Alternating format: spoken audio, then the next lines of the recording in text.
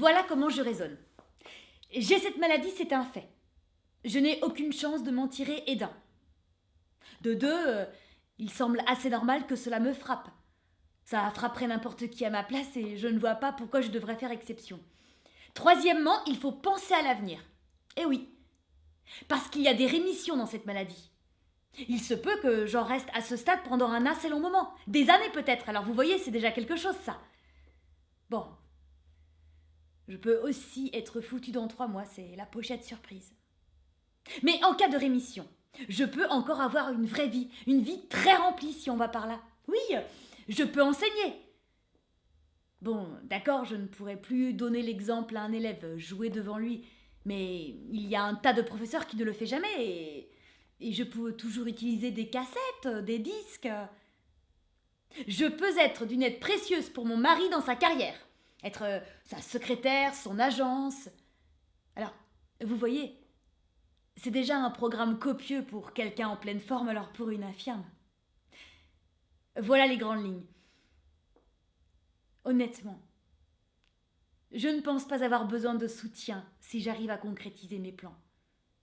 Qu'est-ce que vous en dites, docteur Fellman?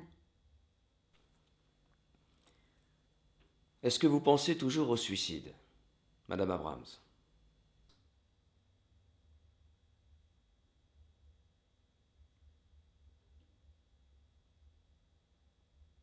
Si je comprends bien, je ne vous ai guère impressionné avec mes projets mirobolants.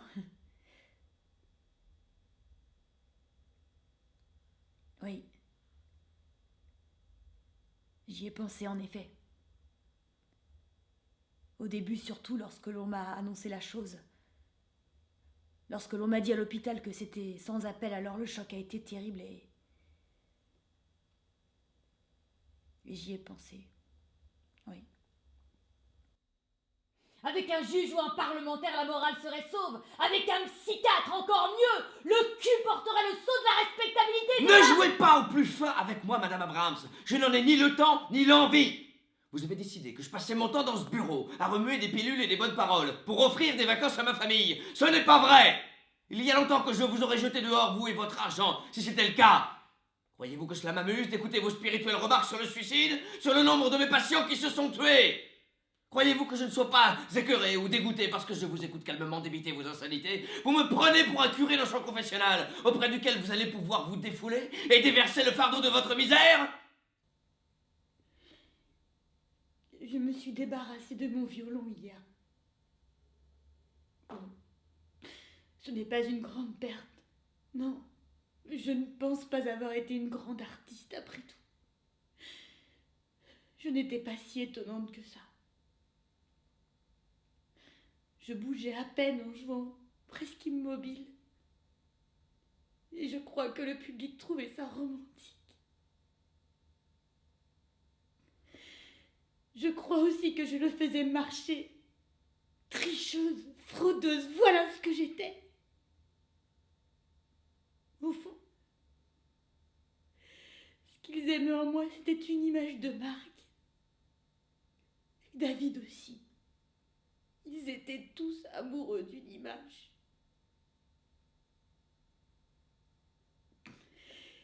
Quand je suis tombée malade, je me suis dit, au moins je l'ai fait, j'y suis allée, et personne ne pourra m'enlever ce que j'ai fait, ce que j'ai été. Mais je n'étais rien. Juste une image.